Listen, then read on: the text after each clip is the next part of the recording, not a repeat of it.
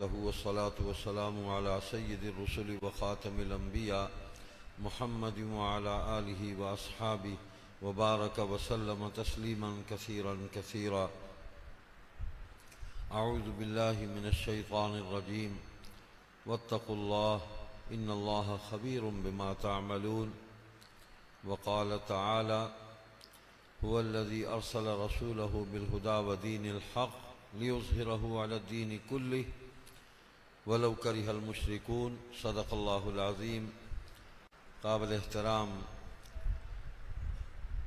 جناب برادر محترم عبدالکریم قمر صاحب، مرکزی نائب ناظم مجلس احرار اسلام پاکستان، میرے بزرگوں، بھائیو، عزیزو، یہ نشست بس ایک تعارفی نشست ہے کہ اس میں ہم اپنے ساتھیوں سے متعارف بھی ہو جائیں اور کانفرنس کی غرض و غایت وہ آپ کے سامنے رکھی جائے، کچھ تعارف ہو جائے اور بزرگوں کی دعائیں جو ہیں وہ شامل حال ہو جائیں. الحمدللہ حضرت مولانا خواجہ عزیز احمد صاحب دامت برکاتہم کی دعا سے اس کانفرنس کا آغاز ہو گیا. ہم اللہ کا شکر ادا کرتے ہیں کہ اللہ تعالیٰ نے ہمیں اس عظیم الشان جماعت کے ساتھ وابستہ کیا اور اس جماعت کے پرچم کے زیر سایہ عقیدہ ختم نبوت کے تحفظ، اسلام کی دعوت اور تبلیغ، اس مشن کے لیے کام کرنے کی اللہ نے ہمیں توفیق عطا فرمائی. مولوی تنویر الحسن صاحب فرما رہے تھے کہ قادیانی ہم سے خوف زدہ ہیں. ہم ان سے یہ کہتے ہیں کہ ہم سے خوف زدہ نہ ہو، اللہ کا خوف کرے. میں نے جو آیت پڑھی واتقوا اللہ ان اللہ خبیر بما تعملون، اور اللہ سے ڈرتے رہیں یا اللہ کی ناراضی سے ڈرتے رہیں، اس کا مطلب یہ ہے. تو اللہ تعالیٰ کے حکم کے خلاف جتنی بھی باتیں اور جتنے اعمال ہم کریں گے اللہ ناراض ہوں گے. اللہ کے نبی صلی اللہ علیہ وسلم کے منصب ختم نبوت کا انکار کریں گے تو اللہ ناراض ہوں گے. تو اللہ کی ناراضی کے بدلے میں یقینی بات ہے کہ انعام تو نہیں ملے گا، سزا ملے گی. تو اللہ نے بار بار قرآن کریم میں یہی فرمایا واتقوا اللہ واتقوا اللہ واتقوا اللہ، اور اللہ سے ڈرتے رہو. ان اللہ خبیر بما تعملون، بے شک اللہ باخبر ہے جو کچھ تم کرتے ہو. یعنی ہماری کوئی بھی حرکت، کوئی عمل، کوئی بات، ہمارے دل دماغ کا کوئی خیال وہ اللہ تعالیٰ کے علم سے باہر نہیں ہے، اللہ کے علم میں ہے. وہ باخبر ہے، ہر چیز سے باخبر ہے. مجھے حدیث یاد آ رہی تھی. حضور صلی اللہ علیہ وسلم فرماتے ہیں کہ مجھے سابقہ نبیوں پر علیہم الصلوات و تسلیمات پر اللہ تعالیٰ نے کچھ فضیلتیں عطا فرمائی ہیں.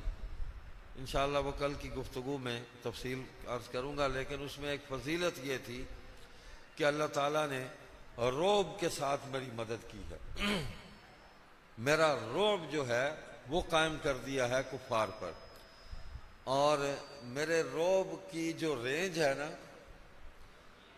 ایک آدمی ایک مہینے تک سفر کرتا رہے، ایک مہینے کی مسافت تک اللہ نے میرا رعب اور دبدبہ قائم کر دیا. اور بھائی خاموشی اختیار کرو، بھائی یہ اوپر خاموش ہو جائیں. تو میرا رعب قائم کر دیا ایک مہینے کی مسافت تک. ہوتا بھی یہی تھا کہ حضور صلی اللہ علیہ وسلم جہاں موجود ہوتے تھے کافر پیچھے ہٹتے تھے، آپ کے سامنے کھڑے نہیں ہو سکتے تھے. اللہ تعالیٰ نے ایسا رعب قائم کیا تھا، ایسا دبدبہ قائم کیا تھا. تو جس نبی صلی اللہ علیہ وسلم کا یہ مقام ہے، یہ مرتبہ ہے، جو ان سے محبت کرے گا، جو ان کے منصب ختم نبوت کی حفاظت کرے گا، اللہ تعالیٰ اس کا بھی رعب قائم کر دیں گے اور اس کی مدد بھی کریں گے.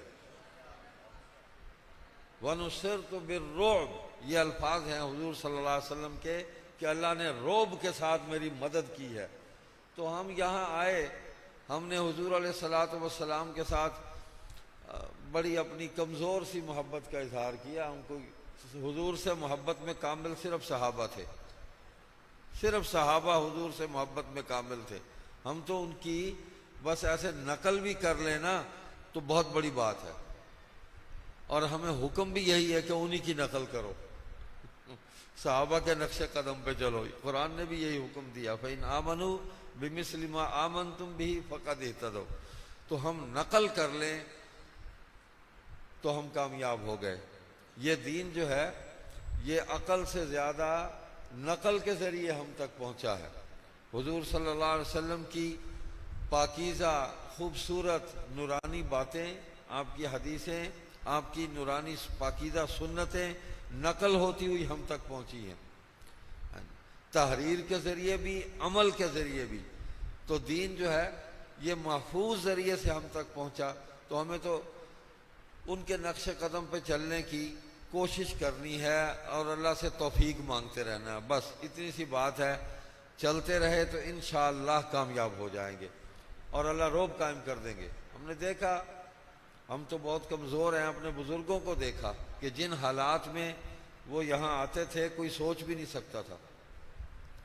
یہاں ہمارے ان پڑوسیوں کی حکومت قائم تھی، ان کا ظالمانہ اقتدار تھا، یہاں چڑیا پر نہیں مار سکتی تھی، لیکن وہ تنہا پورے شہر کو کراس کر کے یہاں پہنچتے تھے، صرف اللہ کی مدد سے۔ ان کے قریب کوئی چیز نہیں آتی تھی، یہ اللہ کی مدد تھی۔ وہ چنیوٹ میں ہمارے ساتھی جن کا نام لے رہے تھے، ملک رب نواز ایڈوکیٹ، تو اس دور میں مولانا عطاء المحسن بخاری رحمۃ اللہ علیہ گجرات سے یہاں آتے تھے چنیوٹ، پھر وہاں سے جمعہ پڑھانے یہاں آتے تھے۔ کچھ بھی نہیں تھا، یہاں تعمیر نہیں تھی، یہ کچا میدان تھا، فرش تھا کچا، تو کرسی رکھ کے صفیں بچھا کے وہ تقریر بھی کرتے تھے، جمعہ بھی پڑھاتے تھے، لیکن اڈے سے پیدل آتے تھے۔ تو ملک رب نواز صاحب نے ایک دن ان سے پوچھا، شاہ جی آپ کیسے جاتے ہیں؟ آپ کو ڈر نہیں لگتا؟ آپ کسی کو ساتھ کیوں نہیں لے کے جاتے؟ آپ اکیلے چلے جاتے ہیں؟ انہوں نے کہا بھئی مجھے کسی کا ڈر کیوں ہو، مجھے تو اللہ کا ڈر ہے۔ اللہ نہ پوچھ لے کہ تجھے جوانی دی تھی، طاقت دی تھی، تجھے بہادر بنایا تھا، دین کے کام جو ہے اس کی توفیق تجھے دی تھی، تو کیوں نہیں وہاں گیا؟ مجھ پر اعتماد نہیں ہے، لوگوں کے سہارے ڈھونڈتا پھرتا ہے۔ تو میں تو اللہ کی مدد کے سہارے آ جاتا ہوں، اور اس یقین کے ساتھ آتا ہوں کہ میرا کوئی بھی کچھ نہیں بگاڑ سکے گا، میرا بال بھی بیکا نہیں کر سکے گا، اس لیے کہ میرا اللہ سے تعلق بالکل ٹھیک ہے۔ میں پورے یقین سے آتا ہوں، اور تم نے تجربہ کرنا ہے تو میرے ساتھ آ جاؤ۔ تو وہ سناتے تھے ملک صاحب کہ شاہ جی نے مجھے ساتھ لیا، کہتا آ تجھے میں دکھاتا ہوں میں کیسے جاتا ہوں۔ تو وہ کہتا ہے کہ بڑا حیران کن منظر تھا کہ شاہ جی کبھی ادھر جاتے، کبھی ادھر جاتے، کبھی ان کے وہ دفتر کے آگے سے گزرتے، کبھی وہ عدالت کے احاطے میں چلے جاتے، کبھی اسکول کے اندر داخل ہو جاتے۔ تو پنجابی کے اندر نا بندہ پہلا پاندہ جاندہ ہے، تو وہ ان کو بتاتے جاتے کہ میں آ گیا ہوں، میں ختم نبوت کا نام بلند کرنے کے لیے، اس پرچم کو لہرانے کے لیے میں آ گیا ہوں، میرا تم کچھ نہیں بگاڑ سکتے سوائے اللہ کے۔ اللہ ہی نفع دے سکتا ہے، اللہ ہی نقصان پہنچا سکتا ہے۔ تو جب میرا اس پہ یقین ہے، میں نے اس سے نفع مانگا ہے، اس سے مدد مانگی ہے، رحمت مانگی ہے، تو مجھے مل گئی ہے، تم میرا کچھ نہیں بگاڑ سکتے۔ وہ کہتے شاہ جی آ گئے۔ باقی وہ کہتے تھے میرے قریب کو آیا تو ظاہر بات ہے اللہ نے مجھے طاقت دی ہے، اگر کسی نے مجھے مارنے کی کوشش کی تو 2-4 مار کے ہی مروں گا، اکیلا میں بھی نہیں مرتا۔ اتنی بھی کو آسانی نہیں ہے کہ کوئی آسانی سے مجھے اٹھا لے گا یہاں سے۔ تو جو آدمی جان ہتھیلی پہ رکھ کے آ جاتا ہے اور اللہ سے معاملہ خالص کر لیتا ہے، اللہ اس کا رعب قائم کر دیتے ہیں، اس کا دبدبہ قائم کر دیتے ہیں۔ ہمارے غریب کمزور کارکن رات کو 2-2 بجے 3-3 بجے آتے تھے، اب تو خیر وہ سڑکیں بن گئی ہیں۔ جیسے فرما رہے تھے کہ بڑے مشکل حالات تھے، قادیان میں جب داخل ہوئے نا تو بہت مشکل حالات تھے، پھر یہاں جب آئے تو یہاں بھی حالات بڑے ایسے ہی تھے۔ تو حضرت مولانا سید ابو معاویہ ابو ذر بخاری رحمۃ اللہ علیہ انہوں نے لکھا بھی ہے اس کو، الاحرار کے اپنے رسالے میں انہوں نے لکھا بھی تھا۔ کراچی تشریف لے گئے حضرت مفتی محمد شفیع صاحب رحمۃ اللہ علیہ کے پاس، حضرت مولانا محمد تقی عثمانی دامت برکاتہم کے والد ماجد، وہ حضرت حکیم الامت مولانا اشرف علی تھانوی رحمۃ اللہ علیہ کے بڑے خلفاء میں سے تھے اور بہت اونچے آدمی تھے، مفسر تھے، محدث تھے، فقیہ تھے، اللہ اکبر، بڑی اللہ نے ان کو شان عطا فرمائی۔ تو شاہ صاحب کہتے ہیں میں ان کی خدمت میں حاضر ہوا، میں نے عرض کیا کہ آپ خود بتاتے تھے کہ حضرت علامہ انور شاہ صاحب کاشمیری رحمۃ اللہ علیہ ہمیں قادیان میں ختم نبوت کی تبلیغ اور دعوت کے لیے بھیجا کرتے تھے، تو بعض اوقات ہمیں یہ احساس ہوتا تھا کہ شاید ہم زندہ واپس نہیں جا سکیں گے، جو کیفیت ہوتی تھی ہمارے ساتھ وہاں۔ تو اس کے بعد عرض کیا کہ اب ہم نے ربوہ میں چناب نگر میں مرکز بنایا، تو جس طرح آپ کے پیر و مرشد حضرت مولانا اشرف علی تھانوی رحمۃ اللہ علیہ نے مجلس احرار کے شعبہ تبلیغ کی 20 سال کی رکنیت قبول کی تھی اور 20 روپے 1 روپیہ سالانہ کے حساب سے فیس ادا کی تھی، میں آپ سے درخواست کرتا ہوں، شاہ صاحب نے کہا کہ آپ بھی اپنے پیر و مرشد کی اتباع میں اس مرکز کے لیے ہدیہ دیں۔ تو حضرت مفتی صاحب رحمۃ اللہ علیہ نے فرمایا، ایک تو یہ فرمایا کہ اس وقت استطاعت نہیں ہے، آپ اندازہ کریں اتنا بڑا آدمی ہے، لوگ سمجھتے ہوں گے کہ لاکھوں پتی ہے، ان کے پاس نہیں تھا مال، فرمایا استطاعت نہیں ہے، ذاتی مال اتنا نہیں ہے کہ میں خدمت کر سکوں، میں منی آرڈر آپ کو بھجوا دوں گا ملتان۔ اور دوسری بات جو فرمائی کہ آپ کے والد ماجد سید عطا اللہ شاہ بخاری رحمۃ اللہ علیہ کو اللہ تعالیٰ نے عجیب شان عطا فرمائی تھی، جب وہ قادیان میں داخل ہوئے تو گویا مسلمانوں کے لیے پھاٹک کھل گیا، پھاٹک کھل گیا، اب کوئی رکاوٹ نہیں تھی، جس کا جی چاہے اب قادیان میں داخل ہو جائے۔ تو اس طرح جو کام آپ کے والد ماجد امیر شریعت سید عطا اللہ شاہ بخاری رحمۃ اللہ علیہ سے اللہ تعالیٰ نے لیا، آج اللہ تعالیٰ نے آپ سے دوسرا بڑا کام یہ لیا، تو میں آپ کے لیے دعا بھی کرتا ہوں۔ اور اس مرکز بنانے سے پہلے حضرت جانشین امیر شریعت تشریف لے گئے اور ایک خواب سنایا، خواب آتے تھے ان کو، خواب کو حجت بھی نہیں ہے، ہاں مرزا صاحب نے ساری نبوت خوابوں پر ہی کھڑی کی ہے انہوں نے، تو خواب ٹھیک بھی ہو جاتا ہے، خواب غلط بھی ہو جاتا ہے، لیکن ایسا عجیب عظیم الشان خواب دیکھا، میں تفصیل میں نہیں جاتا، حضرت مفتی محمد شفیع صاحب نے جب سنا نا تو سر جھکا کے یوں غور و فکر کرنے لگ گئے کافی دیر، پھر سر اٹھایا، کہنے لگے شاہ صاحب یہ خواب آپ کو آیا؟ عرض کیا حضرت مفتی صاحب مجھے ہی آیا۔ فرمایا اللہ تعالیٰ آپ سے کوئی بہت بڑا کام لینے والے، اللہ تعالیٰ آپ سے کوئی بہت بڑا کام لینے والے، اس کی تعبیر مجھے یہی سمجھ آ رہی، وہ یہی بڑا کام تھا۔ پھر دوسرا خواب دیکھا تو اس کی تعبیر مکمل ہو گئی یہاں۔ تو اللہ اپنے نیک بندوں کو دکھا بھی دیتے کہ یہ ہوگا اور تیاری کر لو اس کے لیے، عزم کو مضبوط کرو، ارادے جو ہیں ان کو بلند کر لو اور مضبوط ہو جاؤ کہ ہم نے یہ کام کرنا ہے، اللہ نے اشارہ دے دیا ہے، ٹھیک ہے، تو اللہ کے دین کے لیے ہی ہے۔